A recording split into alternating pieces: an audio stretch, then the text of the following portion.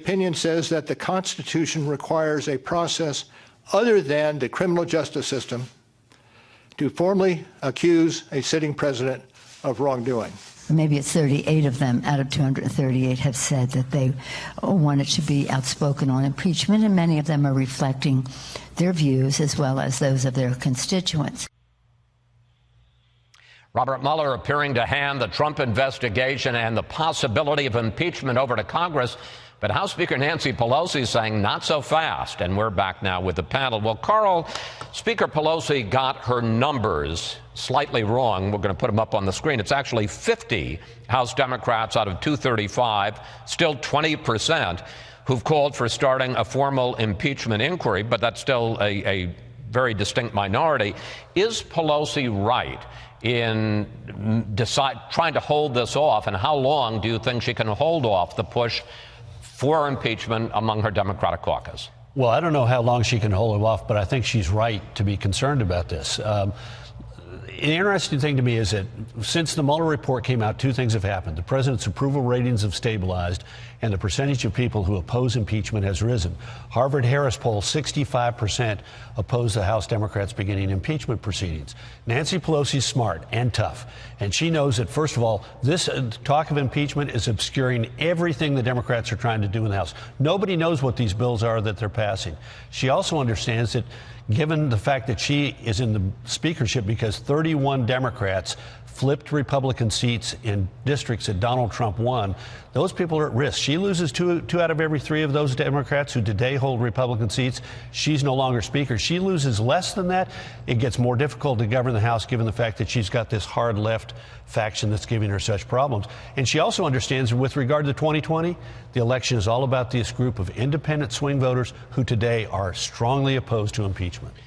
Special Counsel Robert Mueller, now the former special counsel, made it very clear in his press conference this week he does not want to testify before Congress. Take a look. We chose those words carefully, and the work speaks for itself. And the report is my testimony. I would not provide information beyond that which is already public in any appearance before Congress.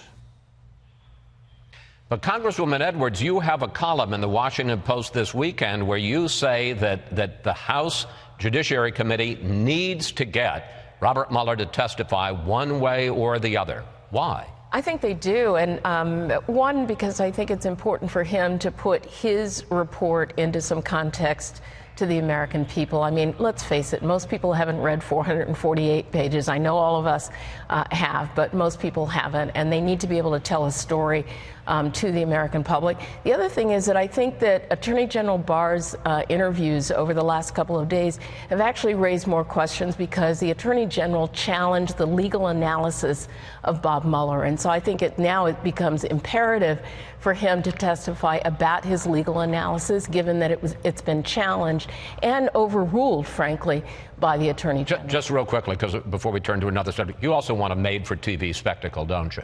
No, I would not. I mean, honestly. Well, no, I haven't described it as a spectacle, but I do think that television is powerful, and live television is, and I think to focus the American public on the whole story, it's really important, from the Russian interference in the election to the president's 10 obstructive acts. And I don't think that you get that by spreading it over 6 committees, by multiple subpoenas and court proceedings. All right, let's turn to another really interesting subject. Something interesting happened at the California State Democratic Party convention in San Francisco yesterday.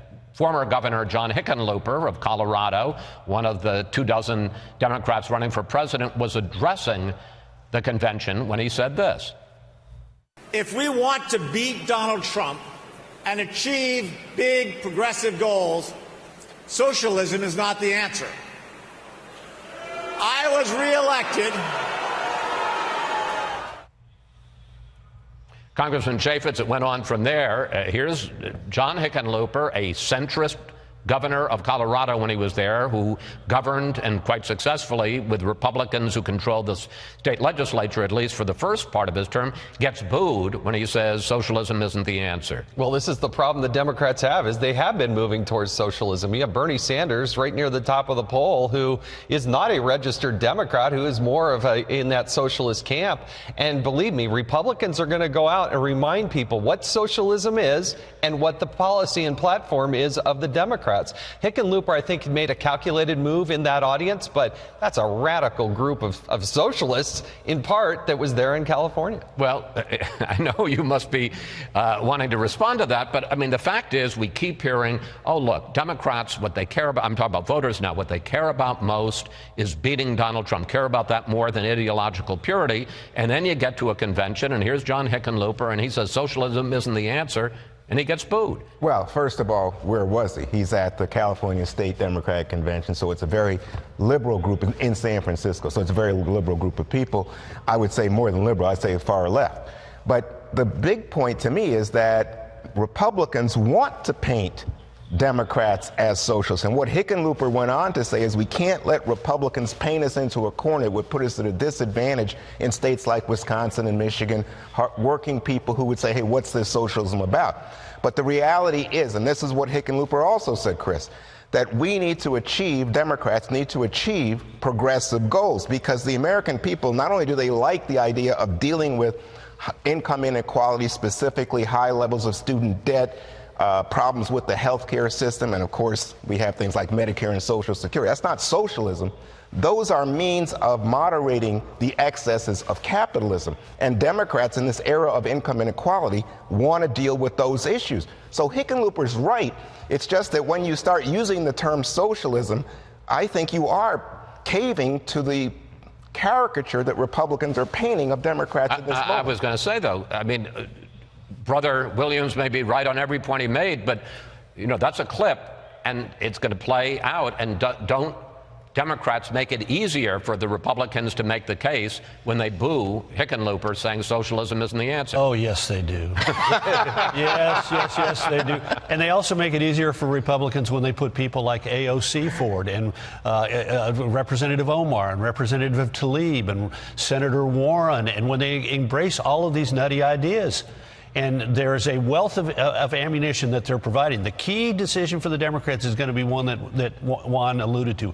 Are they going to pick somebody who is a more traditional Democrat, who says the answer is we need to strengthen and protect the Affordable Care Act, or somebody who says, by God, we want single payer? We want the government to be in charge of all your health care decisions. And this is going to be a critical decision for the Democrats. If they end up picking somebody who's in the latter camp, it is a big, juicy target. But don't call them nutty, Karl. They're not nutty. And first of all, you know, I mean, we can't choose any more traditional candidate than the Republicans have a traditional candidate. Well, yeah. But look, the point is you got 10 seconds. I think that the booing on socialism was because voters, Democrats, don't want to be painted that way and don't want to fall into the caricature. And so we don't need candidates. Well, that backfired on him. All right. Thank you, Pat. I'll see you next Sunday.